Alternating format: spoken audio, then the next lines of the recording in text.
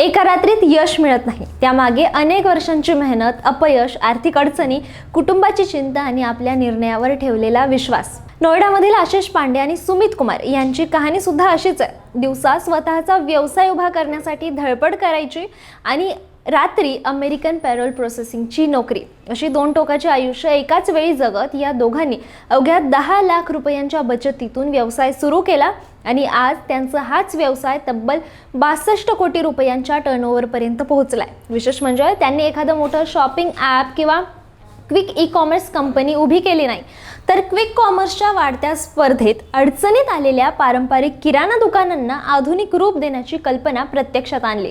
नेमकी ही कल्पना त्यांना कुठून सुचली? रात्रीची नोकरी आणि दिवसभराचा व्यवसाय त्यांनी कसा सांभाळला? सुरुवातीला कोणत्या अडचणी आल्यात आणि 10 लाखांपासून सुरू झालेला हा व्यवसाय 62 कोटींच्या टर्नओव्हरपर्यंत कसा पोहोचला, याचाच घेतलेला हा सविस्तर आढावा. नमस्कार, मी श्रुती पाटील आणि तुम्ही पाहतायत लगाव बत्ती. ही गोष्ट सुरू होते 2021 मध्ये. त्यावेळी आशिष पांडे आणि सुमित कुमार दोघेही नोएडामध्ये एका कंपनीत काम करत होते. त्यांचं काम होतं अमेरिकन पॅरोल प्रोसेसिंग आणि त्यासाठी त्यांना नाईट शिफ्टमध्ये काम करावं लागायचं. त्याच काळात भारतात क्विक कॉमर्स आणि ऑनलाईन किराणा डिलिव्हरीचा वेग प्रचंड वाढत होता. काही मिनिटात घरपोच सेवा मिळू लागल्या होत्या. ग्राहकांची खरेदीची पद्धत बदलत होती आणि त्याचा थेट परिणाम स्थानिक किराणा दुकानांवर होत होता. ज्या दुकानातून ग्राहक वर्षानुवर्ष सामान घेत होते, जिथे दुकानदाराला ग्राहकांच्या आवडीनिवडी आणि महिन्याची खरेदी माहिती असायची, त्या दुकानासमोर आता ऑनलाईन कंपन्यांचं मोठं आव्हान उभं राहिलं होतं. पण आशिष आणि सुमित यांनी या परिस्थितीकडे वेगळ्या नजरेने पाहिलं. त्यांना जाणवलं की ऑनलाईन कंपन्यांकडे तंत्रज्ञान आणि वेग असला तरी स्थानिक किराणा दुकानांकडे एक अशी ताकद आहे जी सहज निर्माण करता येत नाही, आणि ती म्हणजे ग्राहकांचा विश्वास. अनेक वर्षांचं नातं, ओळखीचे ग्राहक आणि स्थानिक बाजारपेठेची माहिती या दुकानदारांची खरी ताकद होती. त्यामुळे ही दुकान बंद करण्याऐवजी त्यांना आधुनिक तंत्रज्ञानाची जोड दिली तर काय होईल, हाच प्रश्न त्यांच्या व्यवसायाच्या कल्पनेचा पाया ठरला. यातूनच त्यांनी buy buy technologies private limited सुरू करण्याचा निर्णय घेतला आणि बाय बाय कार्ट म्हणजेच BBC हा ब्रँड सुरू झाला. व्यवसाय सुरू करण्यासाठी त्यांनी कोणत्याही मोठ्या गुंतवणूकदाराकडे धाव घेतली नाही. स्वतःच्या बचतीमधून 10 लाख रुपये या व्यवसायामध्ये गुंतवले.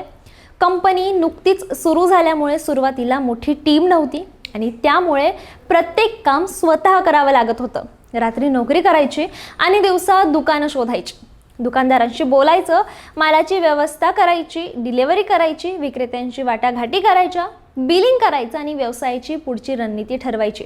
म्हणजे नोकरी आणि व्यवसाय अशा दोन्ही आयुष्य एकाच वेळी सुरू होतं. पण बाय बाय कार्टने नेमकं केलं तरी काय? कंपनीचा उद्देश पारंपरिक किराणा दुकानं बंद करून त्यांची जागा ऑनलाईन स्टोअरने घेणं नव्हता. उलट या दुकानांना आधुनिक बनवणं हा त्यांचा मुख्य उद्देश होता. सध्या किराणा दुकानात ग्राहक दुकानदाराला सामानाची यादी देतो आणि दुकानदार वस्तू काढून देतो. पण बाय बाय कार्टच्या मॉडेलमध्ये दुकानाला सुपरमार्केटसारखं रूप दिलं जातं. दुकानात रॅक्स लावले जातात, वस्तू व्यवस्थित मांडल्या जातात, ग्राहक स्वतः वस्तू पाहून खरेदी करू शकतात आणि डिजिटल बिलिंगची सुविधा दिली जाते. कंपनी FOFO म्हणजेच फ्रँचायझी ओन फ्रँचायझी ऑपरेटेड मॉडेलवर काम करते. यामध्ये दुकानदार स्वतःच्या दुकानाचा मालक राहतो आणि दुकानाचं संचालनही तोच करतो. कंपनीकडून त्याला branding, technology, billing software, app, interior marketing आणि सप्लाय चेनची मदत मिळते. विशेष म्हणजे कंपनीच्या म्हणण्यानुसार दुकानदारांकडून फ्रँचायझी किंवा रॉयल्टी फी घेतली जात नाही. एका दुकानाला या नेटवर्कमध्ये आणण्यासाठी साधारण 10 ते 15 लाख रुपयांची गुंतवणूक लागू शकते. यात दुकानाचं सेटअप, इन्व्हेंटरी, ब्रँडिंग, टेक्नॉलॉजी आणि मार्केटिंगचा समावेश होतो.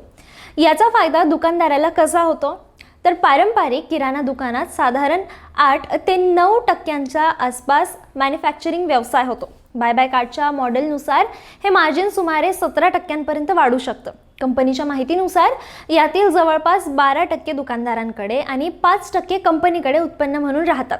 अर्थात हे आकडे व्यवसायाच्या परिस्थितीनुसार बदलू शकतात, मात्र मुख्य उद्देश दुकानदाराचा नफा वाढवणं आणि त्याला संघटित रिटेलशी जोडणं हा आहे.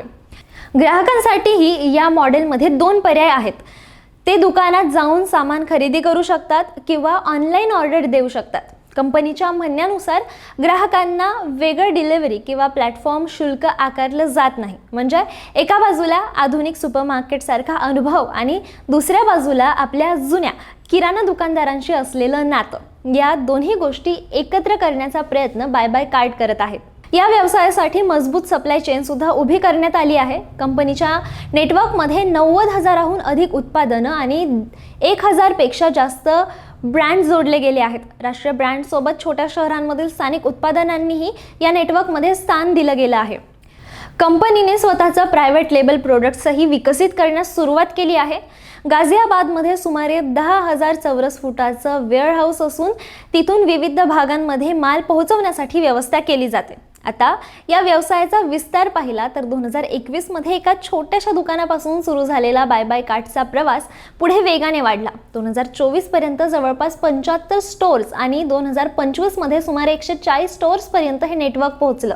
त्यानंतर पंजाब, बिहार, केरळ, ईशान्य भारत आणि काश्मीर पर्यंत कंपनीचा विस्तार झाला. आज सुमारे 300 स्टोअर्स या नेटवर्कशी जोडले गेले असून 2030 पर्यंत ही संख्या 1,000 पेक्षा जास्त करण्याचं लक्ष्य कंपनीने ठेवलंय.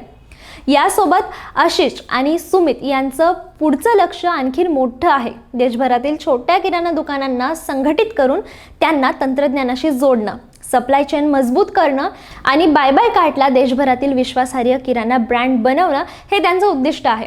आशिष यांनी बाय बाय कार्टला किराणा रिटेलमधील जिओ बनवण्याची इच्छा व्यक्त केली आहे. म्हणजेच केवळ मोठी कंपनी बनवणं नाही तर देशातील छोट्या दुकानदारांना मोठ्या रिटेल व्यवस्थेशी जोडणं हा त्यांचा मुख्य विचार आहे.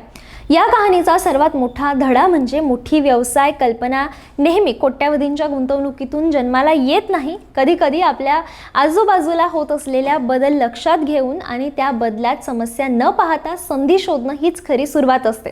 आशिष आणि सुमित यांनी क्विक कॉमर्समुळे किराणा दुकानांचा व्यवसाय धोक्यात येताना पाहिलं, पण त्यांनी त्या समस्येचा दुसरा अर्थ काढला. ग्राहकांना ऑनलाईन सुविधा हवी आहे, पण त्यांना आपल्या जुन्या दुकानदारांशी असलेलं नातंही टिकवायचं आहे आणि याच दोन गोष्टींच्या मध्ये त्यांनी आपला व्यवसाय उभा केलाय. 10 लाखांची सुरुवात, रात्रीची नोकरी, दिवसभर व्यवसाय, ट्रक गायब होण्यासारखा मोठा धक्का, आर्थिक अडचणी आणि तरीही न थांबता केलेली मेहनत, यामुळे आज हा व्यवसाय 62 कोटी रुपयांच्या टर्नओव्हर पर्यंत पोहोचलाय. त्यामुळे आशिष आणि सुमित कुमार यांची ही कहाणी केवळ 10 लाखांचा 62 कोटींमध्ये रूपांतर करण्याची गोष्ट नाहीये, तर बदलत्या बाजारपेठेत संधी कशी शोधायची, अडचणींवर मात कशी करायची आणि जुन्या व्यवसायाला नवीन तंत्रज्ञानाची जोड देऊन त्याचं रूपांतर कसं करता येतं याची ही गोष्ट आहे. तुम्हाला काय वाटतं? बाय बाय कार्ट सारखं मॉडेल देशातील पारंपरिक किराणा दुकानांना क्विक कॉमर्सच्या स्पर्धेत टिकवून ठेवू शकेल का?